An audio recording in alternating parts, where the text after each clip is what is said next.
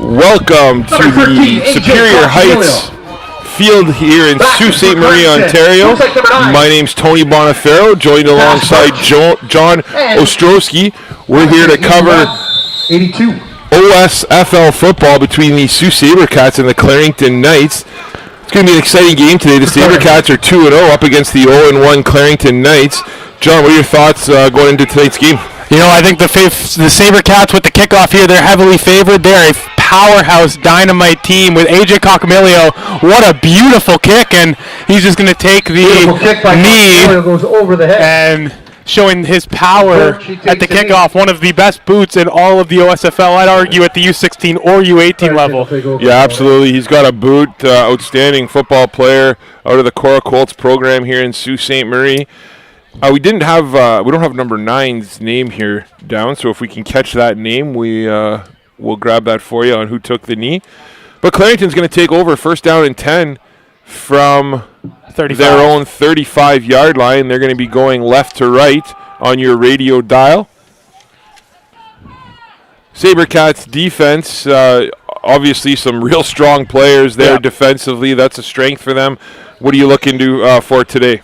Watching the outside linebackers, they were very, very strong 2 weeks ago against Sudbury here. I think that's where it's going to start for the defense. They got a couple strong players. There's number 4, Jacob Day, the White Pine standout. He's out there at outside linebacker. And there's the first play by the Clarington Knights, halfback draw. He was tackled by number 54, Tyler Cady. Yeah, Tyler Cady, an outstanding linebacker for this Sabercats team.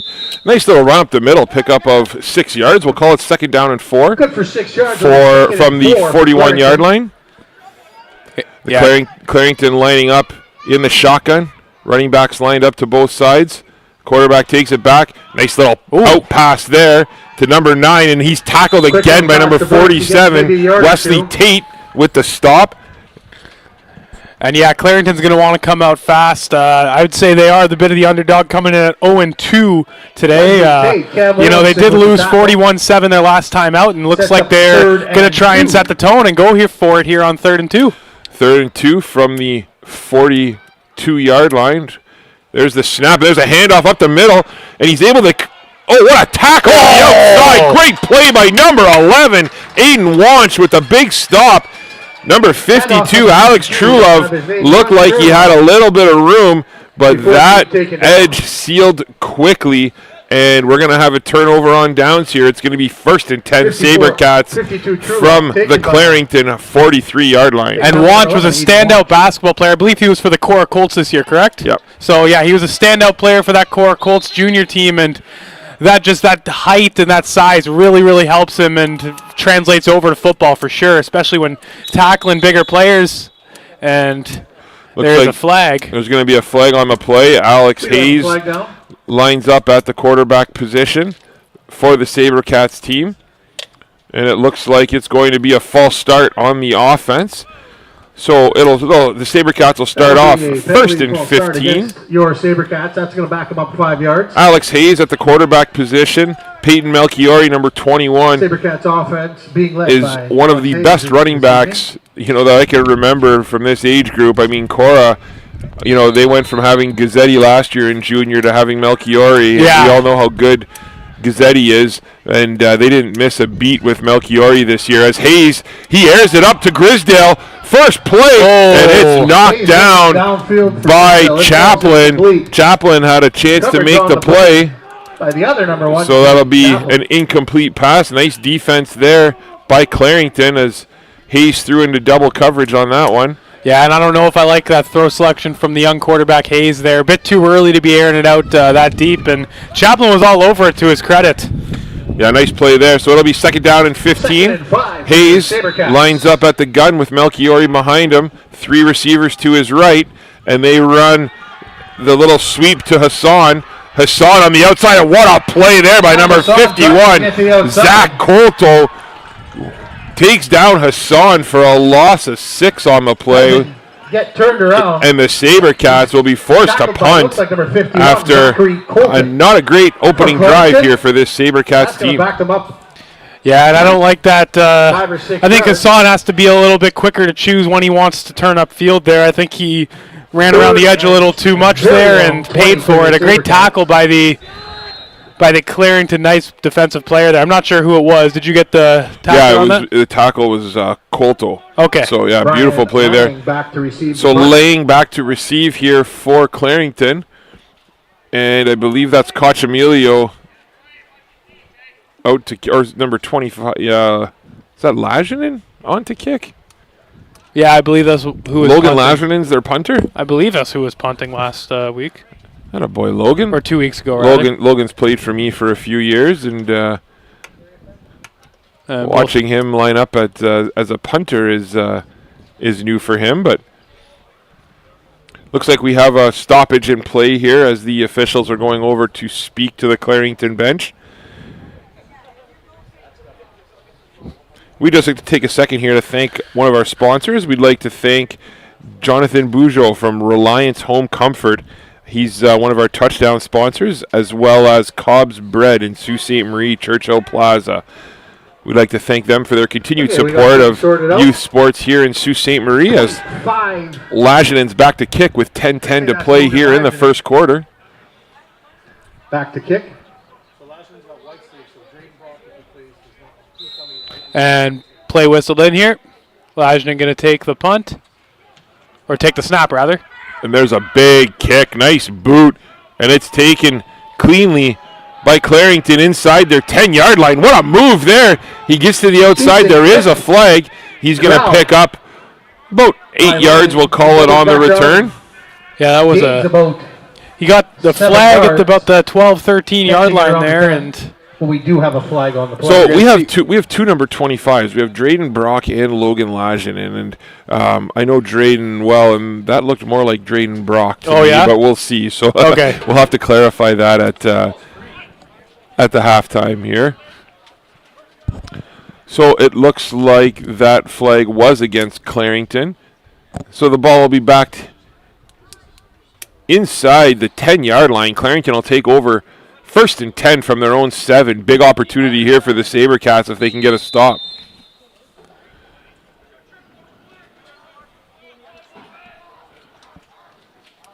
There's a handoff in the inside. There's a big hole on the inside.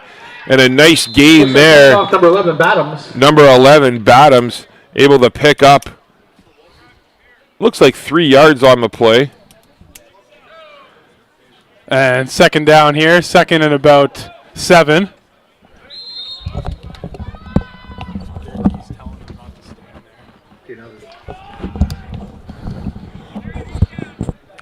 Clarington.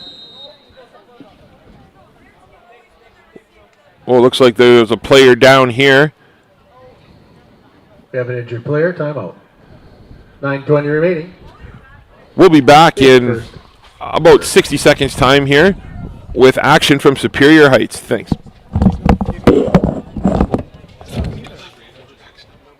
Yeah, we don't. Yeah.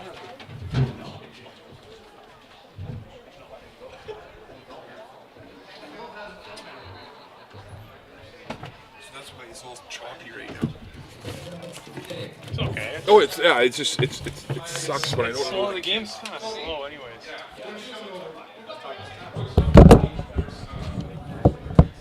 Okay, John, do you want to get? Yeah, I can go. You ready? Yes, sir. 3, 2, 1, live. Ladies and gentlemen, we're back here. Sorry about the delay. It's 2nd and about 6.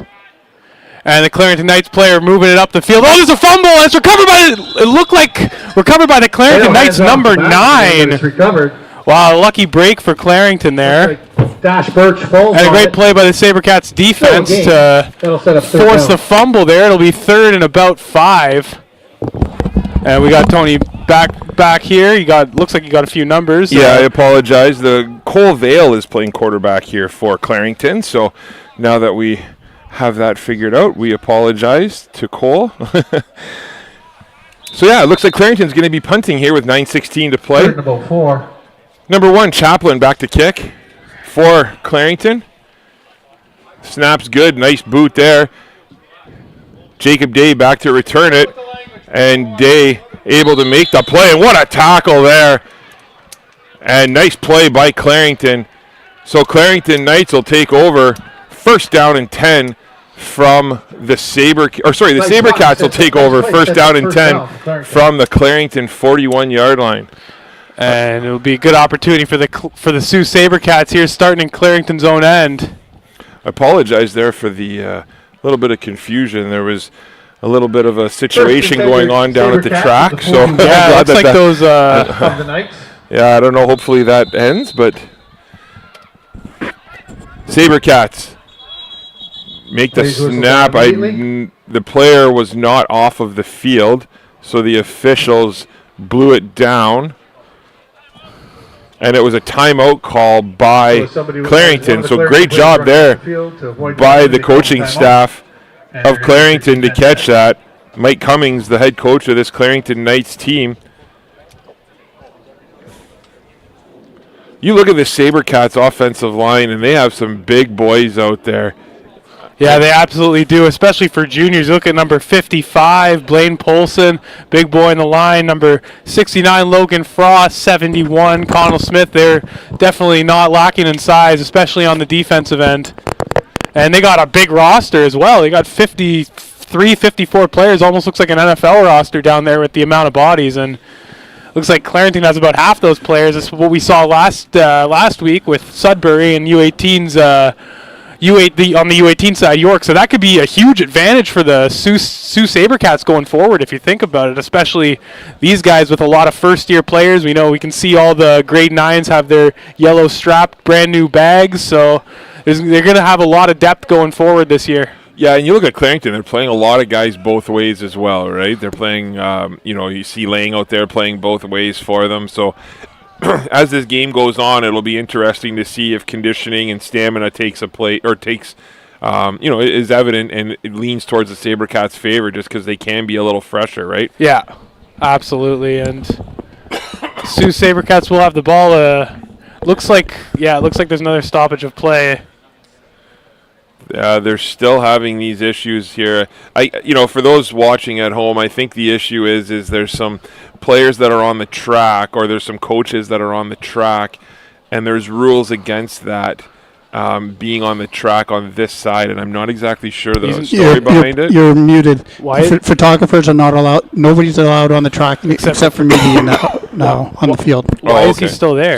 So you guys are live. So I guess the story is only media is allowed on the track during the game, and there's some non-media members on the track currently. Yeah. And that is the area of contention that's going on right now. So the officials are trying to deal with this.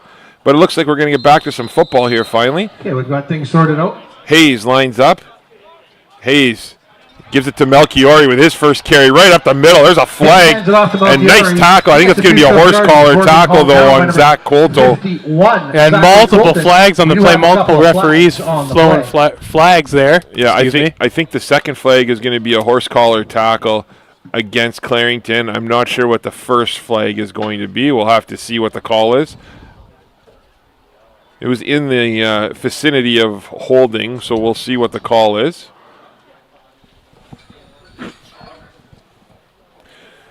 And the official comes over. It looks like it's going to be a holding call against the Sabercats. And it is a horse collar, so exactly what we thought. So it'll be a first down up 5 yards because the horse collar is a 15-yard penalty and the holding penalty is a 10-yard penalty. So 5 yards plus. So that'll be a net 5 yards. So it'll be first and 5. That looks like a net of more than 5. I'm not sure. Yeah, there we go. The refs got it right, so it'll be a net of 5, and it'll be first down and 10 Sabercats from what should be the 36-yard line. Not the pace of play I expected going into this one. It's slow and compact so far. Yeah, that's okay. Get the call right. That's what matters. Mostly cloudy day here in Sault Ste. Marie, Ontario, at about 22 degrees Celsius. Nice and cool today. Perfect day for some football, and here we go. Here's the snap to quarterback Hayes. Hassan in motion again. There's another hit right up the middle, and what a stop there by Zach Colto, who has come to play today so far. My goodness. Wow, that was a beautiful hit there. Yeah, he just exploded in the gap. Not a chance for the running back to get away from that one. And it'll be second and 7 for the Sabercats. Hayes takes it. Melchiori lined up behind him. 2 receivers to his right, 2 receivers to his left. And there's another handoff right up the middle. And yet again, another stuff. This time, that play was made by number 20, I believe. Or 28, I'm sorry. Dylan Ballister, sorry. And what a play that was. Man, the defensive line here of Clarington has just had their way with the offensive line of the night so far. So we'll see how the coaching staff can adjust to that, as it looks like, I'm going to call this Brock. I think this is Brock that's out punting. So until we're told otherwise, we're going to go with Drayden Brock's out to kick, and he's kicking it to Lang. Brock with a kick. Nice kick by Brock. He pins him inside the 10-yard line. Extremely well done. So Clarington Knights are going to take over first down and 10 from the 7-yard line, going left to right with 7:43 to play here in the first quarter, with the Sabercats up 1-0. Kind of, there's been lots of stoppages here, John. No flow, no momentum either way. It's just kind of been a field position battle so far. What are your thoughts? Not too many right now. There's, like you said, there hasn't been much to talk about. It's been, I think, 1 combined first down between both teams so far, if I'm not mistaken.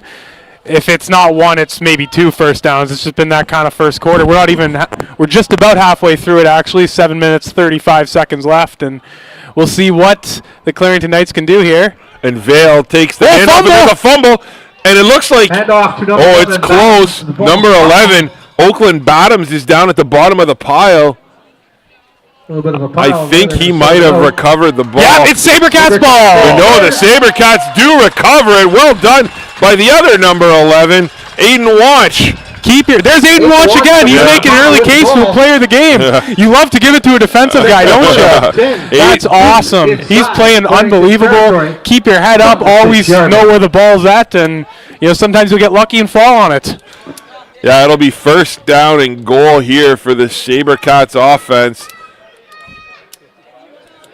Again, you're going to have Hayes lined up at the quarterback position. He's got 3 receivers lined up to his right, 2 to his left, with Melchiori in the backfield.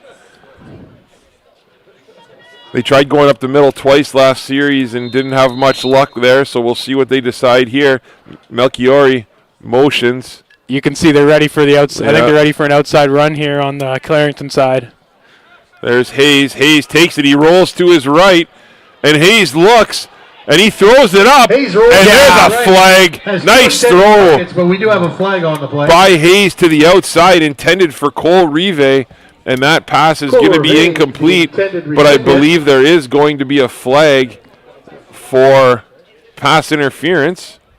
Yeah, I saw pass interference for sure. I thought he was about 2 seconds too quick on the contact there, and I think the official made the right call if it is pass interference. That's one of those plays, all he had to do was kind of turn his head, right? Turn your head, try and make a play at the ball. He didn't do that, so ball's going to be placed on the 1-yard line, so the Sabercats will take over first down and goal from the 1. We'll see what So that'll put the Cats Coach right on the 1-yard line. Knott draws up here. As Hayes takes it, he hands it to Melchiori, and Melchiori finds a massive hole as he's completely untouched on that one. Man, that offensive line, they're huge. Yeah, they're huge, man. Clarington got the best of them on that last drive, but they made a point there as you could have drove a truck through that hole. Yeah, so absolutely. Great job by the left side of the offensive line, and Melchiori just walks right in. So the Sabercats jump out to a 7-0 lead. AJ Cochamilio on to attempt the extra point here for the Sabercats. Snap's good, holds good, and the kick is good. They're going to call it good. Cochamilio's kick is up and good. So again, we just like to thank Cobb's Bread of Sault Ste. Marie in the Churchill Plaza and Jonathan Bugeaud of Reliance Home Comfort for their continued sponsorship and support of youth athletics here in Sault Ste. Marie and across the province. We'd like to thank you again for watching our coverage of OSFL AA football. If you like this video, please make sure to subscribe below for more help to support Saultsports TV. Absolutely. Thank you everyone for watching. I believe we're on Rogers from here to White River, and we really appreciate you supporting minor football and minor athletics in general. Is truly the backbone of our community, grassroots sport, and we're getting ready for the kickoff here. Of course, no rule changes on the kickoff in the Canadian side of things, and whether it be CFL, U Sports, or OSFL. So we'll see number 13 here. He'll be getting ready. That's Koch Emilio, the Cora Colts standout. Koch Emilio ready to kick this off with the Sabercats holding on to an 8-0 lead with 6:56 to play here in the first.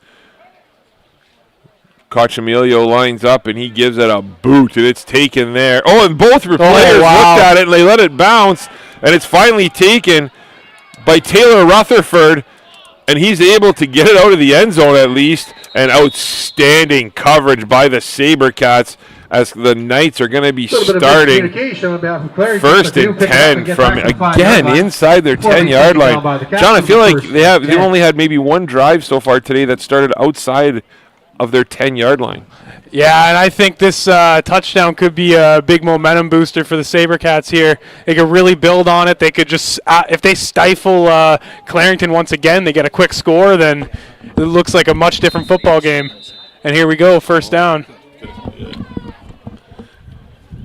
Clarington lines up. Vale has two running backs beside him. One of them motions out. And there's an... what a play by Cam Williamson as he read that all day long. That was intended for Daniel Grant. And great play there by the defensive back of the Sabercats. Vale's lucky that ball kind of sailed on him a little bit, as that would have been an easy 6. Yeah, and if you can't get two hands on the ball, get one hand on the ball. That was a great play by Williamson there. He's just a standout player on this defense. He's always getting in the way of passes, and the quarterback Vale is it out again. By Vale. What a pick! Ben Trevisigno with a beautiful interception. Ben is an outstanding young man. Plays for the Superior Heights Steelhawks. We'll see what the flag is, though. It looks like the flag is going to be against Clarington, potentially. Oh, that could put them in an even worse situation. Yeah, as the Sabercats offense has ran out onto the field here. Yeah, it looks like that flag won't have any impact on the interception. It might even benefit the Sabercats, so we're going to wait for the call here. I believe we have a few referees in training today, so... Yeah, that looked good. That was a nice throw there by Vale, but it almost, if you look at the flags here, the wind is blowing in that direction, and it was almost like the ball just stopped in the air, right? And you could kind of see which way the wind's blowing. So the Sabercats will take over 1st and 10. Hayes lines up in the shotgun with Melchiori behind him. Two receivers to his right. Hassan motions to his right, and Hassan gets the handoff on the outside, and Hassan gets the edge, and what an effort again by Zach Colto. But my goodness. That's a good play by the Colto there, but that's not the way he tackled. Unfortunately, he got him big-time horse collar, in my opinion. I think he just, I mean, he didn't grab the back of the jersey, right? It was a good tackle. It was a little bit high, but, you know, in football now, that's almost how you have to tackle, right? But the way Hassan fell back, it kind of looked like he did, though. Yeah. So you always got to wrap up low. And it was a great play, great athletic play to get over there. If he didn't get over there, Hassan probably would have got 20-plus yards. And keep in mind, that's a D tackle running down Hassan, right? Like, you know, or he's playing D end, I think, right now. Tackle on Clarington, it'll be half the distance of the goal line. That's unfortunate for the Knights, too, man. Putting them in a tough situation. So it will be 1st down and goal from the 5-yard line. And is it another stoppage here? We're not too sure. Looks like the officials are going to huddle up again to make sure. I think the problem was that was a horse collar tackle, so you were correct. And if you have multiple horse collar tackles, right? You're ejected from the game. Oh, no. Yeah, so I'm not. If that's only his second one, that's okay. But if he gets a third one, that's when you could be ejected potentially. As it looks like the officials are going to go over and have a conversation with the Clarington staff regarding that exact issue, which would be a devastating loss for this Knights team. As we're still only 5:12 to go in the first quarter here, and if you were to lose a player of Zach Colto's caliber, that would be trouble, right? And now there are two officials talking with Clarington's head coach Mike Cummings. They've been communicating a little bit throughout the game, and that's always good when you establish early communication with the officials and get them on your side early, so to speak. And both parties will part ways, and we'll get ready to go here. So again, it'll be first down and 10 from the first down and goal from the 5-yard line. The Sabercats holding on to an 8-0 lead with 5:12 to play in the first. It's almost perfect football weather today. It is. A little bit overcast, a little bit of a breeze. Not too warm, not too cold. It's great weather for football here for an early day in June. And I do have to ask really quickly: is it 8-0 or 7-0? 8-0 because the opening kickoff went through the that's right. end zone. They got tackled in the end zone, so that's a point. Yeah, I did forget about the Rouge. Yeah. Sorry, they're on the 1-yard line here. So Hayes will take it from the 1. And I think you know who you're going to here. Big 2-1. Absolutely. We'll see what the call is, and it is to Melchiori up the middle, and Melchiori's in for his second score of the day.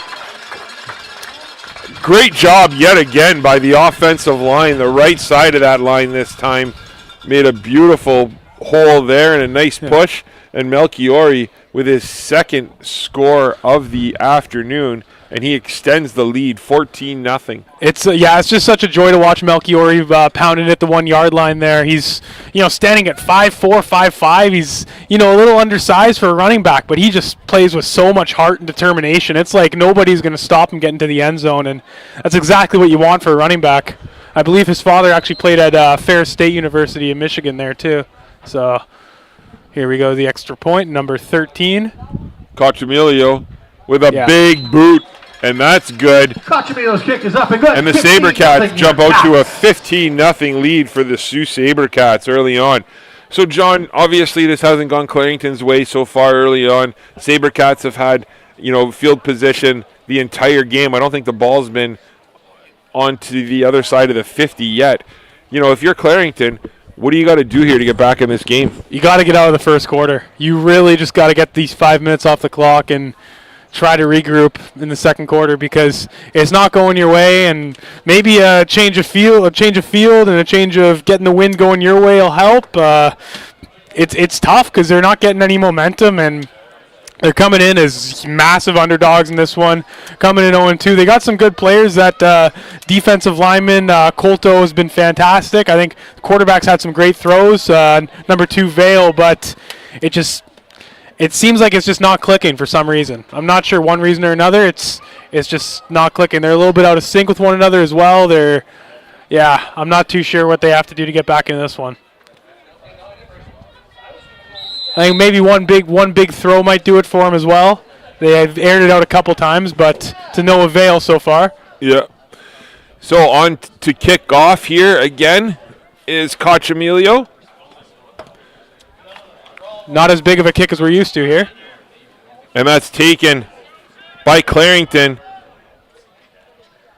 And that's a decent little return of about 5-6 yards. Picks up the ball. Cash Birch on the return. So Clarington will start off first down and 10 from their own 26-yard line. Clarington. And here we'll see what Clarington can do. They've had a couple good runs up the middle. I think they got 6-7 yards in their first play of the game and got 4 or 5 on another. So maybe they can switch it up and try to just play ground pound and run the ball here, just shove it up the throats of the Sabercats defense. We'll see what they can do. Vale lines up again. One running back on each side. They motion to the left, and there's a quick pass to the outside to Chaplin, and that was incomplete. Nice coverage there by the Sabercats on the outside. And Knudden was lurking there. He almost picked that off. Yeah, you can see here that Clarington, it's trying to be a quick fire offense, quick passes out of the backfield. They tried that one long one on a second and long, that was picked off, but the Sabercats defense has definitely come out to play here so far. Yeah. Clarington comes out. They got 3 receivers lined up to Vale's right, 1 to his left. They motion in. Vale rolls to his right, and Vale looks, and he has his guy, number 82, Taylor Rutherford. And he gets tackled hard. Beautiful little pass. Wow, that was a huge tackle there. Yeah, what a play there. So Taylor Rutherford kind of ran. Nice little design there by Clarington as they brought everyone motioning to the right, and then they had Taylor Rutherford coming back across the field, and that was a dangerous pass by Vale, but great catch there by Taylor Rutherford, and he made some guys miss and was able to get enough for the first down. And it looks like he might have just got the wind knocked out of him, which is a good thing as he's able to kind of walk off the field here. So he'll be out for a few plays. But Clarington, after that, they have the ball first down and 10 from their own 50 with 3:59 to play in the first. And, now that we have a quick break in the action, I'd like to thank Jonathan Boujol of Reliance Home Comfort and Cobb's Bread, Churchill Plaza. Thank you very much for supporting youth grassroots sports in Sault Ste. Marie and Algoma region. And here we go. And there's the handoff there to the right side, and Lajinin is there on the stop. Daniel Grant with the carry gets back to the original line of scrimmage. And great job there by the Sault Sabercats, as I think there was 6 players that were in on that tackle. Make the tackle. And that's great gang tackling, great teamwork. You can tell these guys are in sync with one another. Been playing with each other and against each other for years. And they're just a well-oiled machine, and they're only in week 3, so that's pretty scary for the rest of the OSFL, isn't it? Yeah, absolutely. Vale has it, takes it, looks to his left. He throws, and Vale just gets it off. Nothing there. That was intended for Chaplin. Intended receiver Chaplin. Looked like both receivers were. That'll be 3rd and 9. Battling hard there, and there was no flag on the play, so the officials letting them play, which you like to see. Yeah. And it'll be 3rd down and 9. It looks like Clarington's bringing out their punting unit. So back to return is number 4, Jacob Day. And I believe that's Travis Signot also back to return for the Sabercats.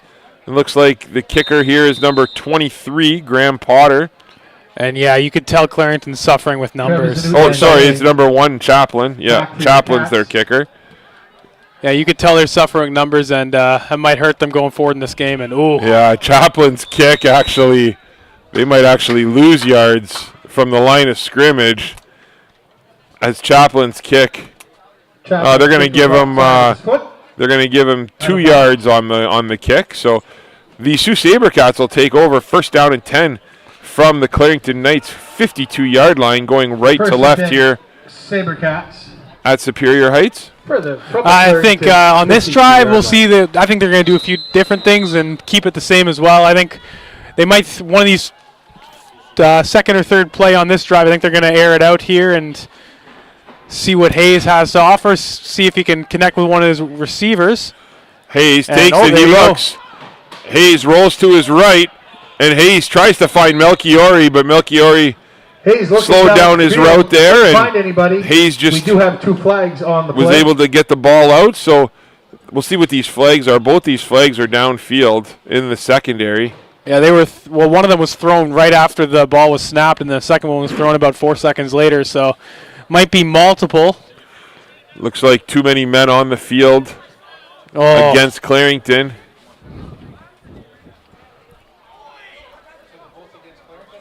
And they're going to be both against Clarington. Well, wow. I think it was just one flag. Both refs called the same thing. Okay. Yeah. Okay, fair enough. Yeah. And, that's not the penalty you want to take right now. Yeah, as a player just went off the field now. So they're down to 12. Said done is 1st and 10. So Hayes will take it. Hayes rolls to his right. He looks. He's gone. What a route on the outside by Cochamilio. And he just pulled. Way downfield. Cochamilio stopped his route. I don't know why he did that. I think he was, you know what, with the young receivers, they think about the ball in their hands before they catch it. That was a great route by Cochamilio. That was a little out and up route by Cochamilio on the outside, and he had all the space in the world. So he took a bit of a shot there, too. He did, yeah. Nice play there. You know, obviously it wasn't complete, but great play design there by the Sabercats. Yeah, so, absolutely. We got second down and 10 from Clarington's 42-yard line. Hayes lines up.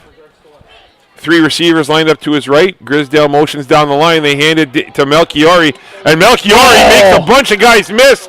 And what a tackle there by number 28 yet again. Ballister.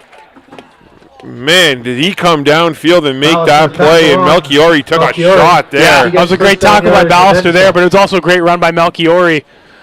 First and more there. He took, like you said, he took a shot, but he kept going until he couldn't, and such a great player to watch, Peyton Melchiori. Hayes has it again. 3 receivers again to his right. There's another handoff to Melchiori, and Melchiori is just swallowed up again by Ballister. As the offensive line there. Looks like 28. They just stood straight up, it looked like. 51. Yeah, didn't. That's a rare miscue for sure. So it'll be. Both 5 yards. Yeah, they're. 4 yards. Looks like they're going to keep the offense on the field. They're going to take out Landon Sorrenzia. Maybe just a tired set of legs there, get a new guy on. See what they can do. Second and long. Hayes takes it again. He looks, and they set up a little screen pass out here to JJ, and JJ. The great play yet again by number 52, Alex Trulove. Man, this defensive line and linebacking core for Clarington are unbelievable. They have been playing great here today. Oh, the Knights. Yeah, they've been saving Clarington in a couple positions here, a couple tough spots, and if it weren't for them, the score might be even larger, and they got to keep working and keep grinding, hope their offense can help them out a little bit, but it'll be third down, about 7. Your Sabercats are going to go for it. Hayes drops back. Hayes with the rollout. Nice comeback route on the outside. Hayes rolling. Oh, he held on to it. Nice little pass to Reve. And they're telling him that he's not down. The ref didn't blow it dead. And Cole Reve, it looks like, is in for the touchdown. Okay, the ref. The official, I saw that the official didn't say anything, and the official called him up because they're saying that Reve rolled on the player's stomach, and his knee never actually touched the ground. If we're going to go back, I know vantage point's kind of crazy, and it's going to be tough to see, but if that official got that right, that is an unbelievable call, is it not? It is. It's a great call. We'll have to ask Jay in studio what he sees on that. Also an unbelievable catch by Reve, and that's money for the Sabercats. Touchdown, Sault Sabercats, 21 zip, and more than likely than not, Coach Emilio is going to come out and make a 22 zip. Coach Emilio on to attempt the extra point. He was on top of him. He was, so it was a good touchdown? Yep. Okay. We just heard from... That's an unbelievable call then. Yeah, we just heard from Jay Houselander in the studio, and Jay said that he was on top of him, so good call there by the official. Yeah, shout out to whoever that official was. It looks like Steve Roberts from over here, so... Definitely give him his props after the game, because that's a tough call to make. That's just a bam split-second play. Yeah. So we have a 22-0 score here with 30 seconds to go in the first quarter. You know, obviously the score is what it is, but it doesn't feel like that in a sense, right? Like, you know, Clarington has had some nice plays defensively. You know, they've been able to sort of stymie this Sabercats offense a little bit, right? It's just the Sabercats have had short fields and lots of penalties go in their favor here today. So, you know, the difference has been the Sabercats defense has completely owned the Clarington offense here so far. So we'll see what Clarington can do to try and move the ball a little bit and get a little bit of a spark here going into the second quarter. Yeah, and here we go. Sorry, just took a word from the producer, Jay, so missed what you said there, Tony, but... it's all right. Cochamilio on to kick it off here.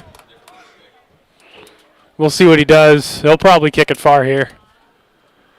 Oh, Koch just with a little bit of a, not a squib kick, but a shorter kick, and it's picked up by Clarington, and he looks like he could go. He's got one more man to beat, and nice tackle there by Cochamilio to slow him down. A beautiful run. But what a return Takes a few guys by missed Birch. before getting corralled by, I believe it was AJ Cochamilio. And see, that's the first time they decided to kick it short. And Sabercats territory. the Sabercats coverage team 44-yard line. wasn't able to do their job there, and that's the biggest play of the game so far for the Knights offense. And that was number 9. What was it, Birch?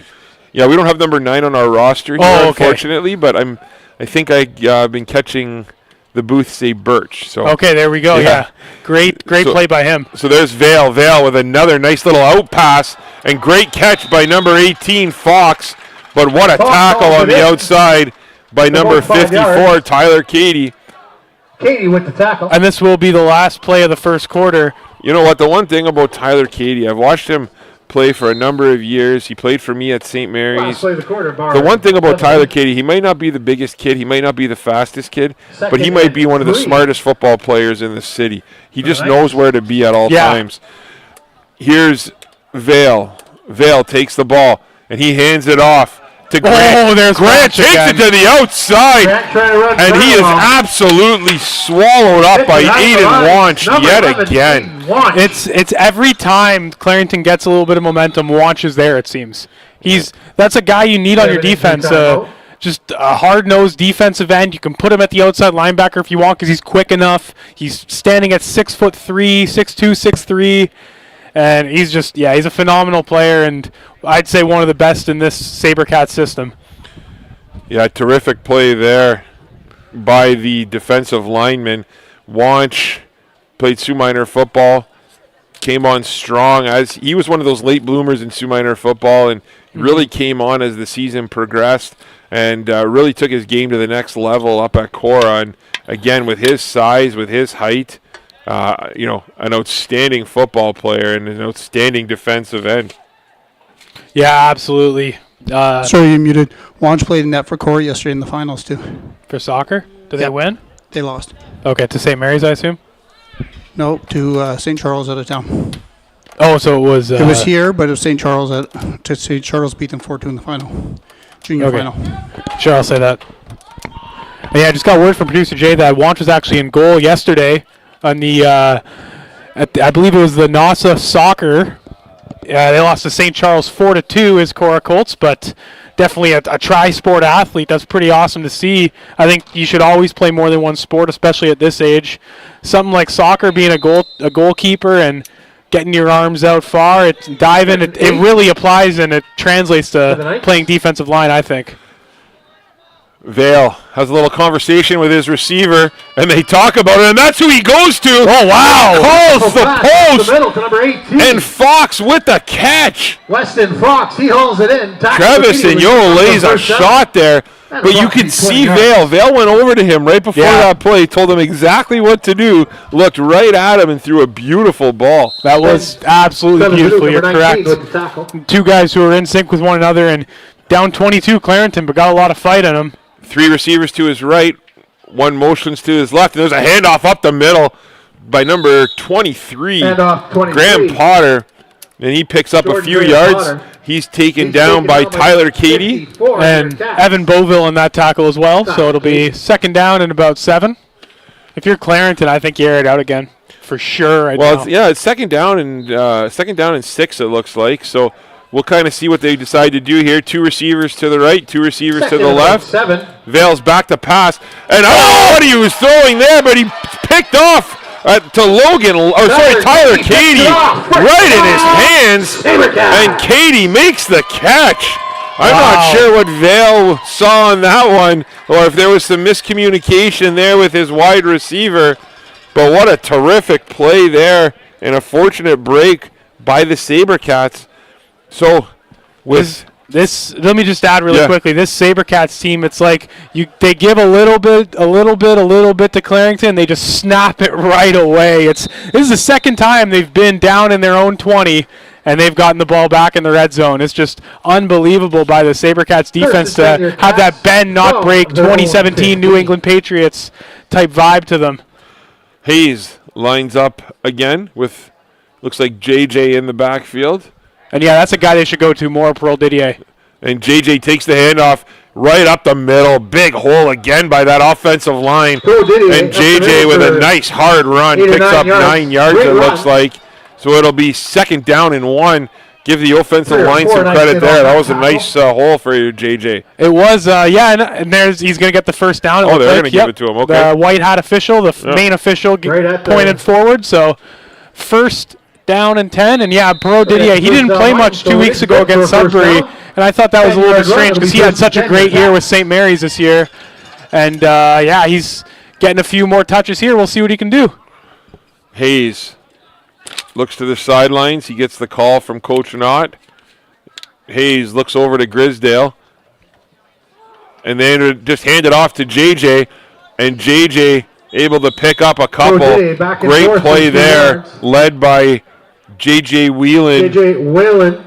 And 94, number 94, Kyle Bonity with a beautiful stop. Yeah, he's a big boy. Yeah, those are some big boys down there, absolutely. Run was good for So Hayes again will line up with JJ behind him. 3 receivers lined up to his left, 2 to his right. Hayes looks to his left, and he airs it out, and he's got it. And just underthrew him. Cachamilio falls a little bit short. Was open deep. 7, Brian Lang. And we got a flag on the play. Flag comes out. We'll see what the call is here.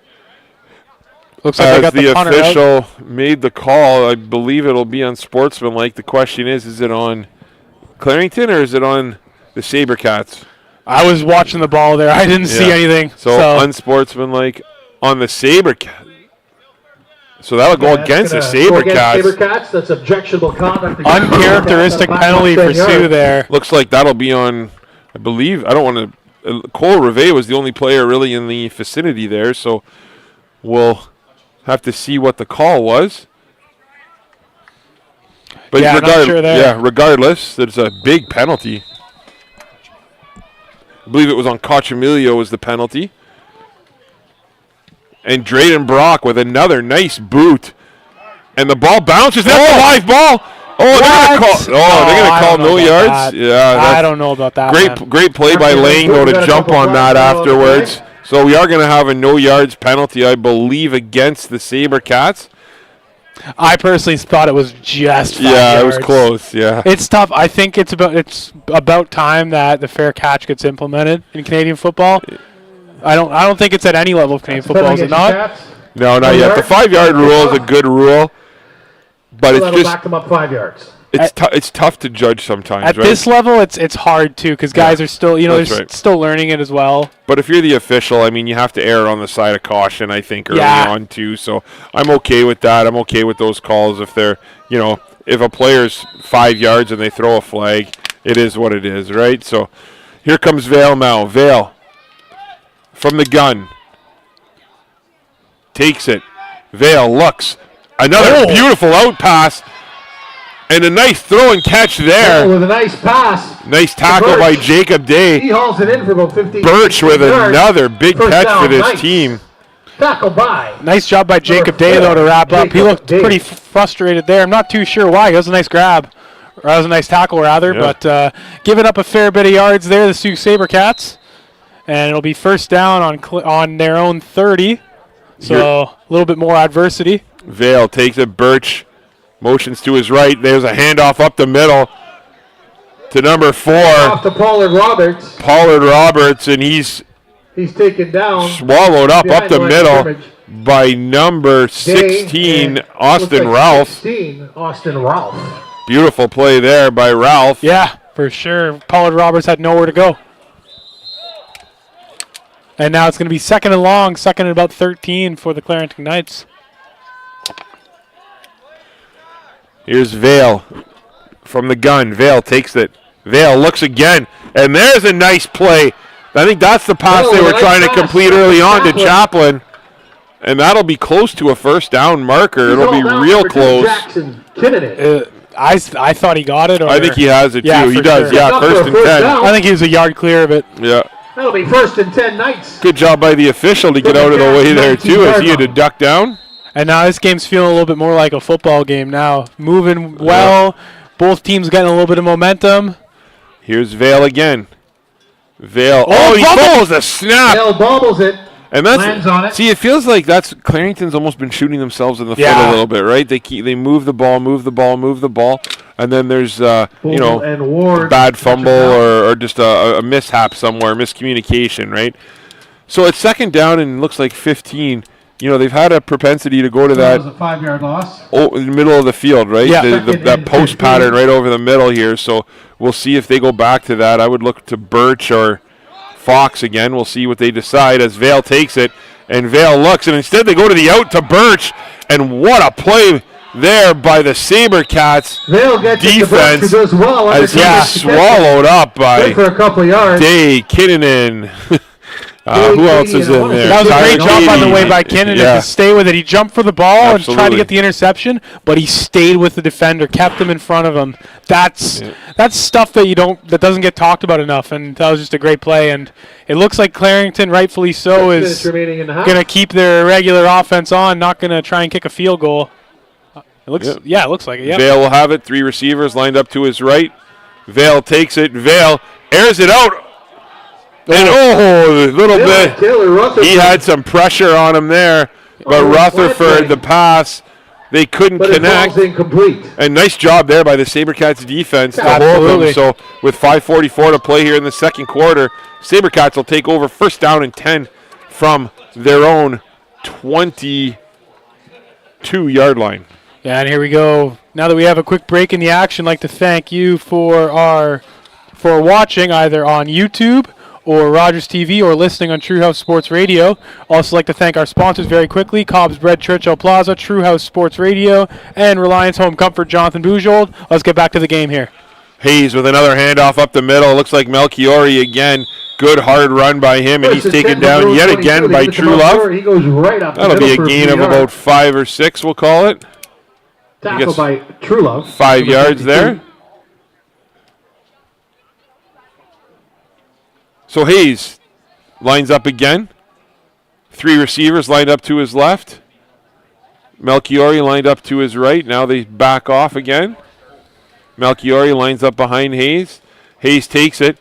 Hands to Melchiori, and Melchiori's just absolutely swallowed up by this defensive line. The line of scrimmage. I mean, he doesn't even have a chance to get started, right? Yeah, absolutely not. And it's going to be a timeout. Possibly official's timeout. Yeah, so Melchiori will likely have to come out of the game now for a few plays. He doesn't look happy about it, but he's going to have to. And here comes the one thing that's I'll talk about this in a sec. So here we go. It's third down and 4. And no kicker coming out, and I like that call from Coach Knott there. Trying to draw them offside. As well as eat some clock. Hayes takes it. Hayes hands it off to JJ. And JJ gets to the outside, makes a guy miss, and he gets the first down. What a run there by JJ. He's finally brought down by Weston Fox. Did exactly what he needed to. Took his blocks. He had the best hole you could ever ask for as a running back made by the offensive line, and he just did what he was supposed to do. Got 6 yards, more than enough for the first down. I think that's a great play call there. Hayes lines up again. 3 receivers to the left. JJ lined up behind him. And there's Hassan on the motion across, and there he takes the sweep. Hassan takes it.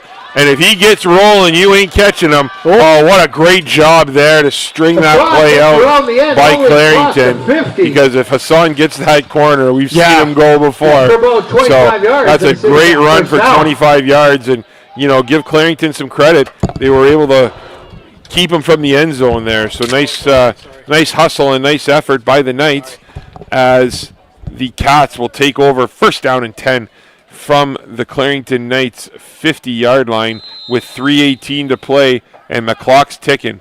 Here comes Hayes again. Hayes with quads right here. 4 receivers to his right. You got single coverage on Grisdale on the back side, and instead they just hand it up the middle again. I believe that's to JJ. And there's a 3-minute warning. Hand off right up the middle. I think it was Pro Didier. Yeah, nice play there. So it'll be second down and 5 with 2:50 to play in the second quarter. The officials are having a little bit of a discussion there. See, the one thing that I've been watching for is, number 1, Gavin Grisdale, outstanding athlete, right? Yeah. Kid played senior basketball this year. Yeah, it's a grade 9. Yeah, he was like grade second in points on his team. Yeah, really good wide receiver. But if you look, right, Clarington, they're playing, looks like, oh my goodness, they're playing 10, 12 yards off of him at the top of the field here. So, if they're going to throw a go route to him or something, Hayes is going to have a heck of a ball. But, I'm surprised they haven't run a little hitch to him yet or something, right? Yeah, or a curl or something like that. I'd even go for a curl, like 8-yard curl. Oh, and that got out of the hand of Hayes, and that's going to be a fumble. Good job, Melchiori wisely picks it up, and he picks up the first down. What a play again by Colto to run him down. But what a smart play by Melchiori.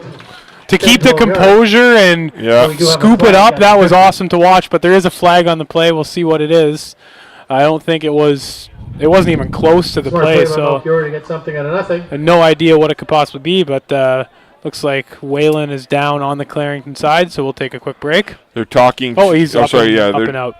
They're talking to the Sabercats, so I believe this will go against the Knights. Or is it a warning against Grisdale? I think it might be a mouth guard warning. He hasn't had his mouth guard in, I think, all game. Sorry.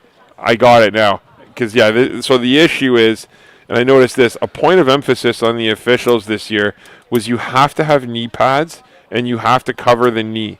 Right. And I've noticed that earlier. When Grisdale was out here, he didn't have knee pads on, and he wasn't even selling it as his pants were above his knee.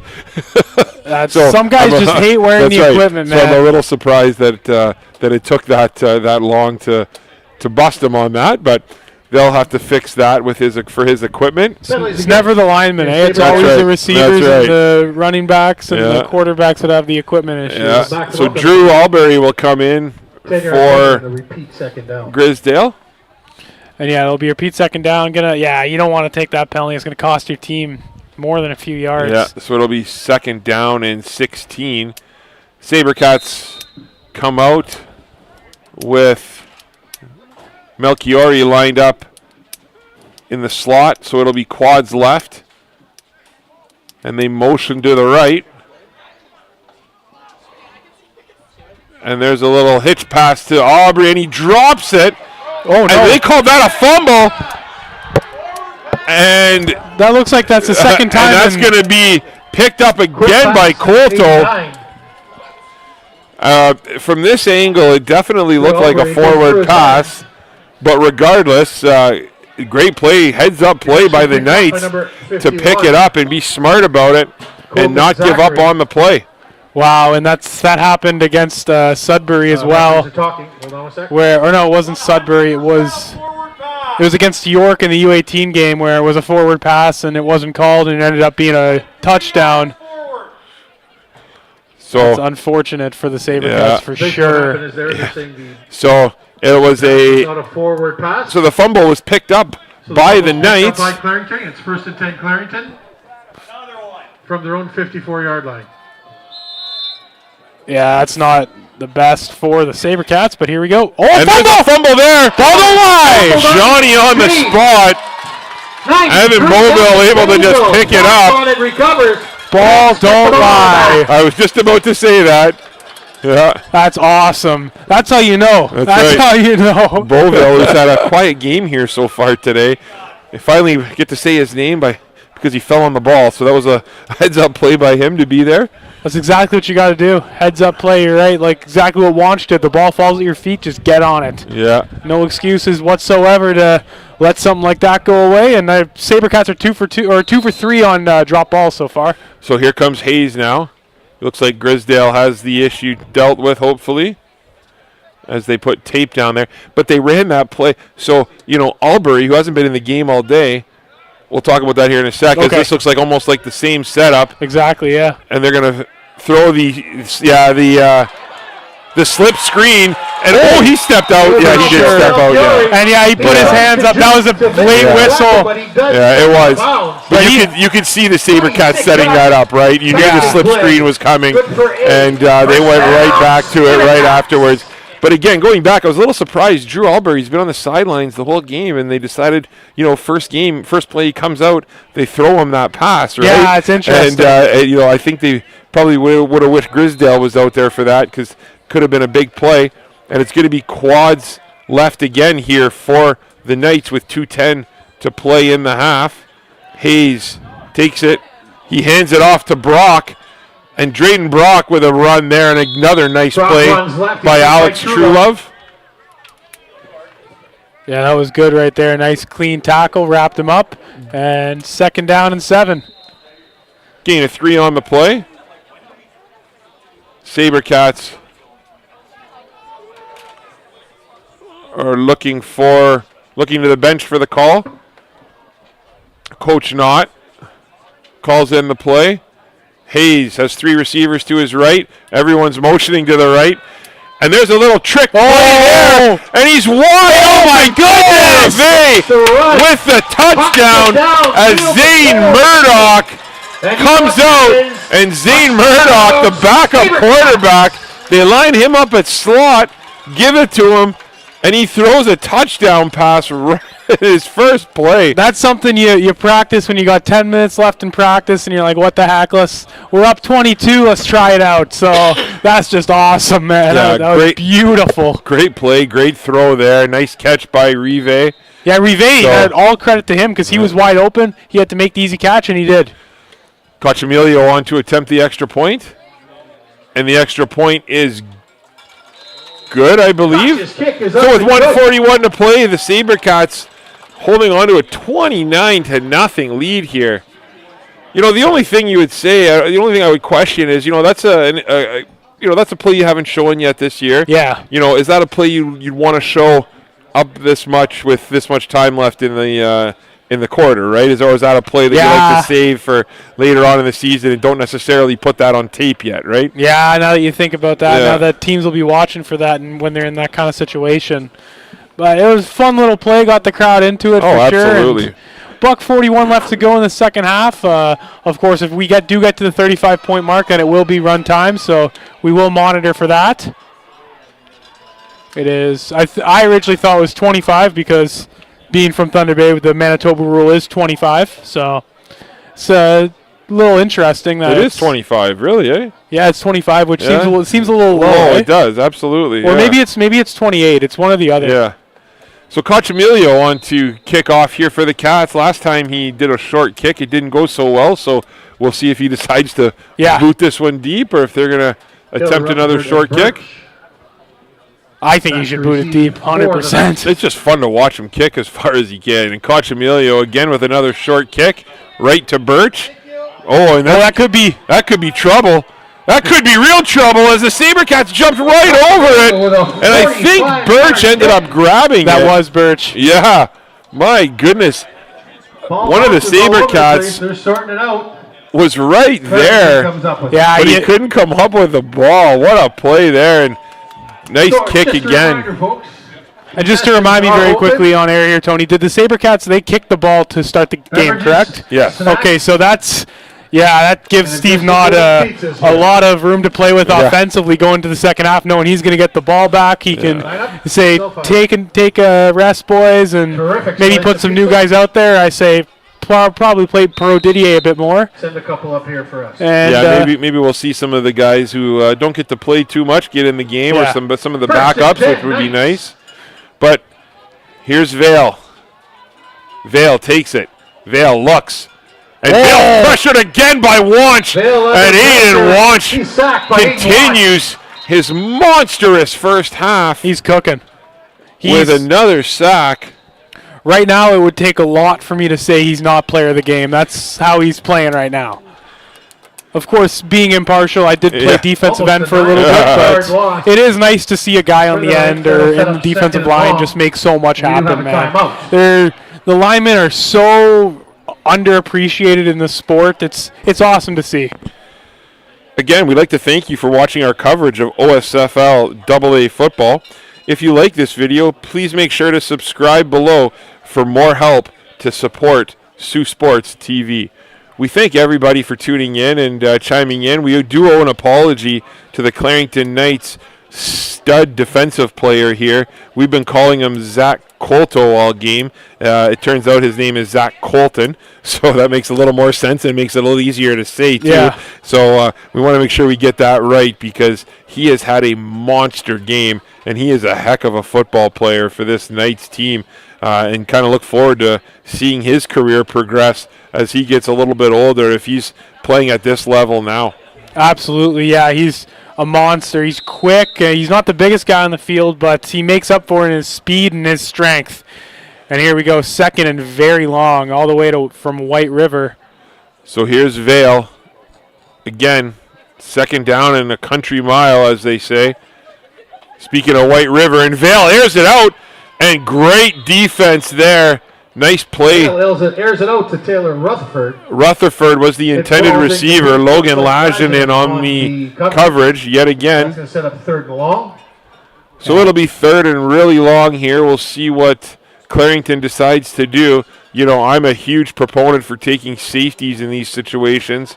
But, again, you're down 29-0. Yeah, I think you got to get tough, the ball right? out of there. So you can't give up any more points. It's been not much has gone right. The last time you punted, the punt only went 2 yards. So, it's kind of playing with fire here. So we'll see what they decide to do. Oh. And he decides to run it on the fake. Chaplin gets to the outside. And he's not going to get enough yards. So the Sabercats with a big opportunity here with 1:20 to play in the second quarter. They have an opportunity here to extend the lead to 35 going into the half. Yeah, and that's just such a mental great feeling when you're already at runtime by halftime. I've been on the receiving end of that more than I've been on the winning end of that in my career, and I can tell you, it feels awesome knowing that, hey, we've came to play today, and this is how dominant we are already. And the Sabercats have shown that in every facet. Yeah, and Chaplin just went off the field injured, and that would be a devastating injury for this Clarington team, as Chaplin is a playmaker for sure, and it's had a strong game here so far today. So here come the Sabercats. Hayes again from the gun. The offense, Clarington's going to want to line up here. Melchiori. Sue rather. Back behind him, Hayes rolls out to his right. Hayes has all sorts of pressure, and he just throws that one away. Hayes has to get rid of it. I didn't see a receiver in the area. But Zach Colton. Yeah, that wasn't the best throw by Hayes there. Like I said, I think he was just trying to get the ball out there. I said, they were kind of a little kerfuffled going to the line, so it looked like a broken play from the start. They have 2 more tries here, though. Second down and 10. Hayes has it. Hayes looks to his left. He looks to Grisdale with the single coverage, and Grisdale makes it look easy. There's a flag there, though. We'll see what the flag is. We do have a flag on the play. I sure hope it's not in the celebration, is it? We'll see. Yeah, it might be. We'll see what the officials call. That's too bad. Regardless, if it's after the play, they'll probably tack it on to the kick or to the extra point here, you would think. But yeah, and I don't think Cockamilio is going to have a problem with it regardless. Yeah. I think he can make 30-yard field goals. But yeah, we got to talk about his foot strength. So he was growing up, he was a soccer player, right? He was a Sioux Youth product? Okay. So that's where that comes from. And like I said, there's a lot of transferable skills from soccer and football. I call the Algoma soccer, the men's and women's teams at this field. So as Cochamilio's kick is up and good. So as someone with a background in both sports, I see a lot of transferable skills for sure. So Cochamilio's kick, like you said, is good. Sabercats jump out to a 36-0 lead with 1:12 to play here in the first half. Looks like they're going to tack on that penalty to the kickoff. So we'll see Minute 12 remaining. 36-0 your Cats. what the call is. Again, we just like to thank a couple of our sponsors. We'd like to thank Johnny Just reminder, Bujold Senior Cats of Reliance on Home ball. Comfort, and we'd like to thank Cobb's So 30 Bread minutes after of the this game Churchill finishes. Plaza. And of course, stick around. At 7 p.m., we got the Rebels of Vaughan taking on the U18 Sabercats. The Vaughan Rebels coming in at 1-1 this game.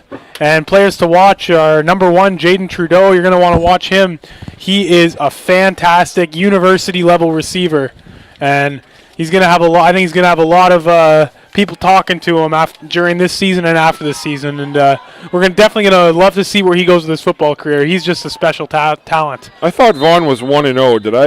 Oh, they could be. I thought they were 1-1. Maybe I misread that today when I took a look. I know they played Quinty and beat them, and We'll check on we'll check on the website at halftime. sounds good. So AJ Cochamilio, that's going to be a heck of a game though coming here. Oh on yeah, at it's going to 7 be a war. o'clock. It's going to be a war. Cochamilio with another boot to the same spot. It's taken now by Birch, and Birch picks it up. Birch makes a man miss, and he's got some room along the sidelines. And Birch Lucas with a terrific Spin. What a tackle by Spin. Eventually tackled by number 29. Lucas Yeah, it was a Spin. great I'll tell- tackle by Lucas Spin with the Clay Matthews hair there. I'll tell you this, Lucas Birch gets to Spin, the he outside, played for us gets at some St. very good Mary's yardage. this season, and Lucas Off Spin of quickly turned Cochamilio's into one of my 45 favorite yards. players. First and 10. You know, nice. he was a From backup for 40 us, yard line. but he got better every week. Yeah. He showed up to practice. He worked his butt off. He he doesn't, if you look at him when you first see him, you wouldn't think he's a football player, but you put those pads on him and he is not scared of anything. So a lot of respect for him, and can't wait to see what he ends up doing in his high school career. Absolutely. So here's Clarington. It looks like they have Eddie in at quarterback now. Instead, Eddie decides to hand it off. And a nice little play. Good run up the middle there, I Hand believe, up the by middle. Some good high Bottoms. yardage there. Sabercats calling a timeout. Elidio. Yeah, interesting call for sure. Not entirely sure what's behind that, but for him today. so it'll be 2nd down and 7 with 55.3 seconds to go. 7 for the Knights. I think there might have been a miscommunication with certain players. Yeah, it must be. Coach Baz out talking to the team. Yeah, he's not going to. So interesting though that Eddie is out there now and not Vale. So let's hope Vale's feeling okay over there, and they just decided to make a change and see if they can get a spark here with Chase Eddie. So Clarington, 2nd down and 7 from their own Clarington is 46-yard line. Chase Eddie at the helm. Eddie takes it. Eddie looks to his right. Now he decides to run. There is a flag, There's and Wanch Aiden again. Wanch comes from Hey, the wow. backside There's nothing there. and He makes the wants to keep it. play. Watch tackles him probably for Unreal. a What a play there. It looks like it was going to be a holding penalty against Clarington. So I think Wanch was actually the player who got held, got off the hold, and then ran the. Yeah. Are we back?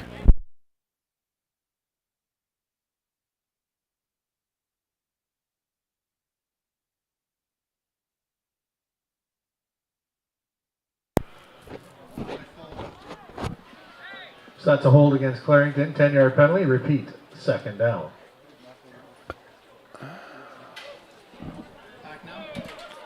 Yep. Is it back for me? Yep. Okay. Sorry, a little bit of technical difficulties there. So Eddie takes it, 2nd down and long.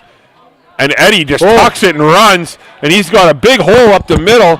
And Eddie able to get the first down. yes. And I thought there was a face 20 mask yards there. on the first down There's for another right up the flag in middle. consecutive plays. It And definitely looked like a Jacob face Day, mask. A bunch of others on And that tackle. it looks We have a like flag the call's going to somewhere come in from by the 45 secondary. here.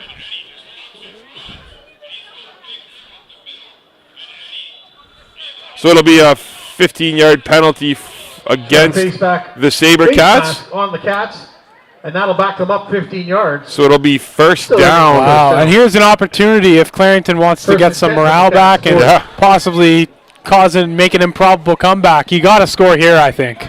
Go into the half and, go with a little bit of momentum on your side, make a big 40-yard drive in the last 38.5 seconds here, and Eddie hikes the ball here. Eddie takes it. He looks right, has nobody, decides to go to his left. Wrong and way he's to go. run down again by Aiden Wanch. He looks for My anything. goodness. He's run down by Aiden Wanch. He just That's ran backwards. backwards. Wanch is coming from the opposite side of the field Almost and a making these 10-yard plays. loss. It's unbelievable to Yeah. watch him in the Second game he's and playing 20. today. He is, like we said, tri-sport athlete, and he's just an athlete. That's all you got to say about him. There's some guys who, I'm sure he puts the work in. He's probably a very, very hard worker, but he's just so naturally gifted. And here we go. No question. Clarington, second down and 23, we'll call it. This will probably be the second last play. And the clock keeps ticking. Down to 13, 12 seconds. Eddie takes it. Eddie looks. Eddie pumps. Eddie has nothing. And he gets away from Beauville yet again. And he's ripped down in the backfield. We'll see if that's Eddie gets a away call from there. I think definitely. Eventually tackled by Looks like Beauville's a little shaken up as well. Wilson. We have 2 flags on the play and an injury timeout. I don't know if Beauville got his ankles broken there a little bit by Eddie. It looked like on that play. He thought he had him wrapped up, but Eddie was able to get away from the grade 9 defensive end. So that is a horse collar tackle. Wow, another break for for Clarington. 15-yard penalty and an automatic first down. So horse collar looks like they're going to have Sabercats. That's going to back them one up last 15 play. yards and an automatic first down. 1.2 seconds remaining. Then we'll have a slight pause. So again, we'd just like to thank everybody for tuning in here to Sault Sports TV. We have a real exciting game coming on tonight at 7 o'clock between the Sault Sabercats and the Vaughan Kings. Vaughan Kings. That's Vaughan hockey, Kings, that's hockey. Yeah.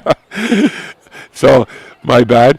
That'll be an outstanding game. Both teams, teams that should be in the playoffs going forward, and, two teams that have a lot to prove. And, you never really know where you stand, right, until you start playing those better upper echelon teams.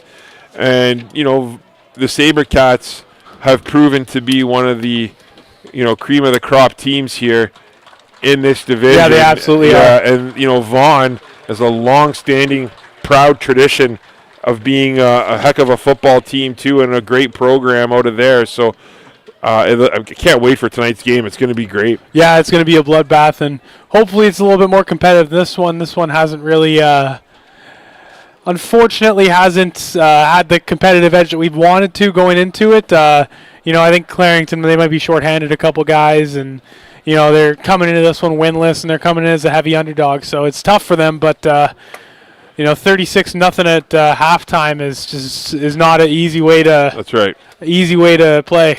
But give them credit. They're out here. They're playing hard. Yeah, absolutely.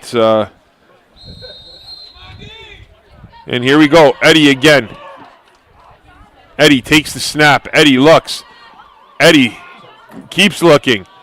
And he just decides to tuck it and run. And he's brought down the original line of scrimmage. That's by number 79. 79. I believe. With the original Bayanka with a beautiful stop. That's halftime. We're going to put 10 minutes on the clock. So, after the first half of play, the Sault Sabercats have a 36-0 lead, over the Clarington Knights.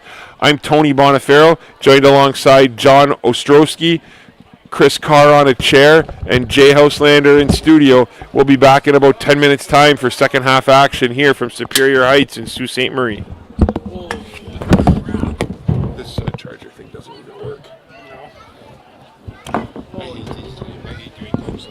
Yeah, but he's gonna. Well, what was that guy doing on the track? I don't know. That was no story. Yeah, me too. That was big.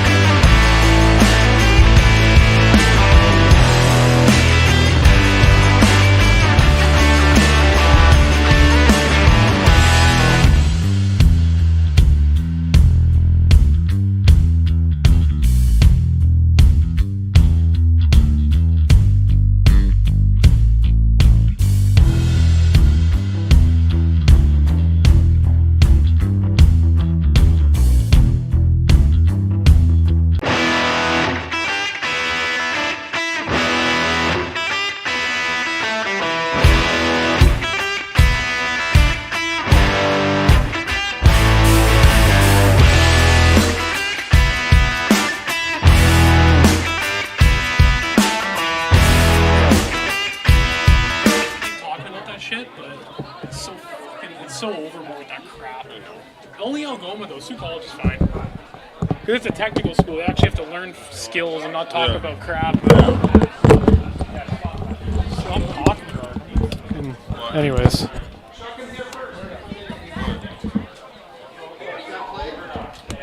Yeah, it was a right call in my opinion. Oh, what a view. Oh, no, his foot's down. They said He's 100% down. They said 3 He's points. 100% down. They Right said here. he needs 3 points. 100%. Yeah, that's not even close. Oh my Hold on, God. pause it. Oh my God. Oh my God. That is awful. We're not gonna say it on stream though, are we? Absolutely. You're gonna say? Okay, you No, no, I'll let him. You can go for it. No, don't say it because the referees get all pissed off. Oh, all 10 of them, they're gonna jump us outside. You ready? Yeah, we're ready. 3, 2, and live. Welcome back to Superior Heights here in Sault Ste. Marie, Ontario. I'm Tony Bonifero, joined alongside John Ostrowski. John, the Sault Sabercats jumped out to a 36-0 lead at halftime.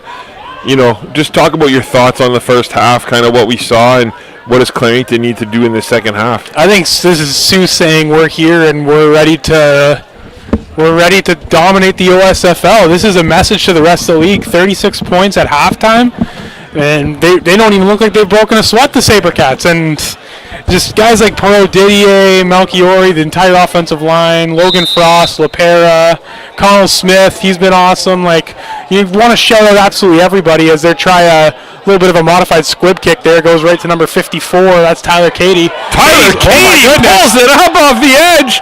And what a return. Oh, my goodness. We're going to hear about that one for a while. Good job by Cady. Tyler Cady with an outstanding little return and heads-up play on the onside kick. But as I was saying, they're really showing their depth and they're showing their strength as a unit. You know, they're always in sync, and even against Sudbury, they just look like more of a unit, if that makes sense. They're walking to the line together. They seem more focused out of the huddle than other teams, and they're very well coached, is what I'm basically trying to say. Here comes Hayes. Out of the gun. Oh, that's Murdoch now. Sorry. Murdoch hands it off to Didier. And JJ with a good hard run picks up about 3 yards. So we're going to see Zane Murdoch now for the first time this season. Zane is the quarterback for the Cora Colts. Zane threw that touchdown pass early on, that little trick play, but you know, Zane is quite the athlete, and you know, having him and Hayes is a good problem, if you want to call it that, to have if you're the Sabercats, when you have two guys who are able to kind of carry the offense and do things out there. And hopefully Zane gets a chance to kind of show off what he can do here a little bit, here in the second half. Yeah, he can definitely take advantage of the time he's going to get. I don't really think you have to go back to Hayes unless God forbid Murdoch gets hurt or something like that. So he's going to have a whole half of football to play with, and he's got some new receivers out there. Looks like that's number 80, Brady Stevens out there. And yeah, number 30 rather, Lucas Joy. Oh, he drops the ball, and Joyce Stoichev there just dropped that little hitch pass. Hickey was gone on the slip screen. Yeah, he should have found Hickey there. Yeah, but that's all right. So we have straight time because it is a 35-point lead. We do go to straight time here. Yeah. They call it a mercy rule. So we will be straight time for the remainder of the game. But you know what? You look at the scoreboard. You see 36-0. Clarington's was kind of mixing up quarterbacks. They were nicked up a little bit.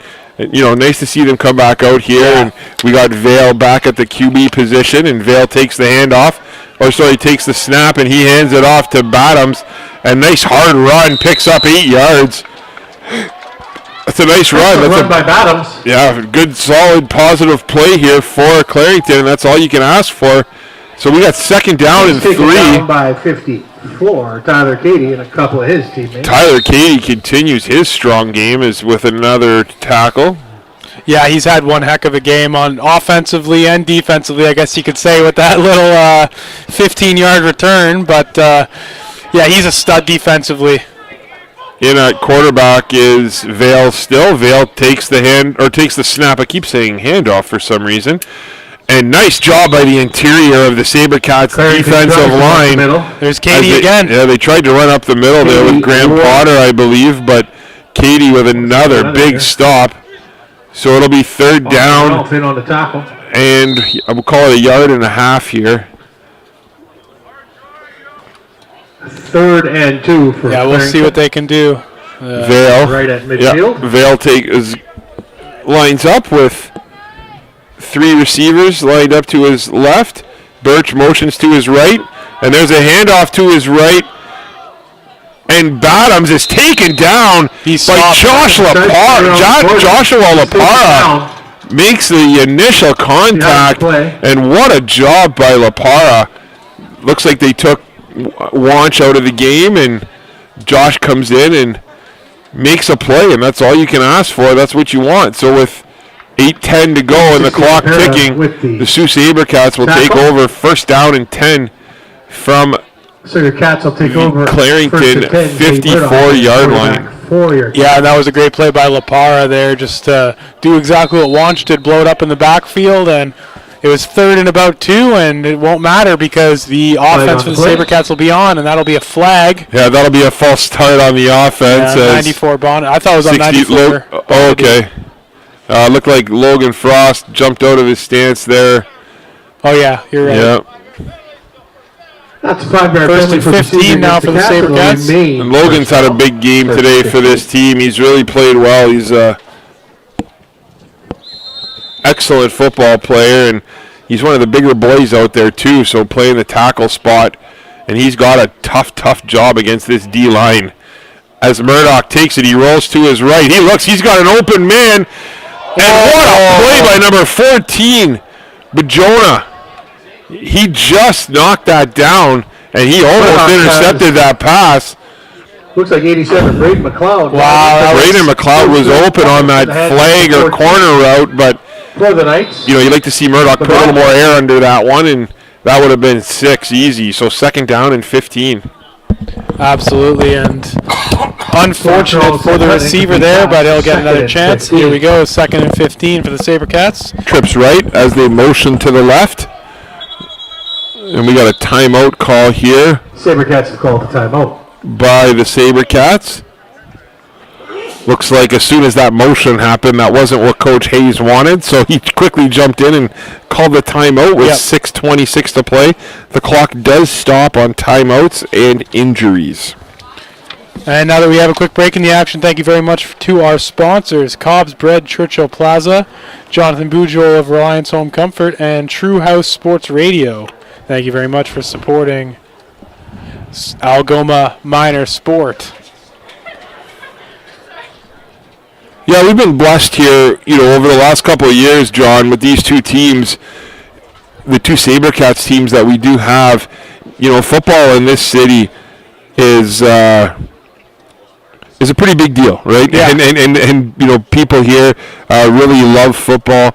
And, it starts in the Sioux Minor Football League, right? We have kids that can start playing at the age of 7. And, this year our league, we're well over 300 kids. Wow. We haven't had numbers like this in a long time. So, football continues to grow here in Sault Ste. Marie. And, it's nice to see, and it's nice to see that kind of transition to this level as well, right? Yeah, and now that we'll get back to that now that we have the play going. And here's Zane Murdoch rolling out, finds... Oh, it's intercepted by number 7. Great momentum shifter there. Great opportunity for the Knights. Nice grab by number 7 there. Number 7, Brian Lang. Brian Lang, there you go. Takes it back for 10 or 15 yards. Yeah, nice defensive play there. There is a flag deep. I guess we'll have to see what the call is. Yeah, I don't think it'll change. Are they calling pass interference? I don't think it'll change the ruling on the field.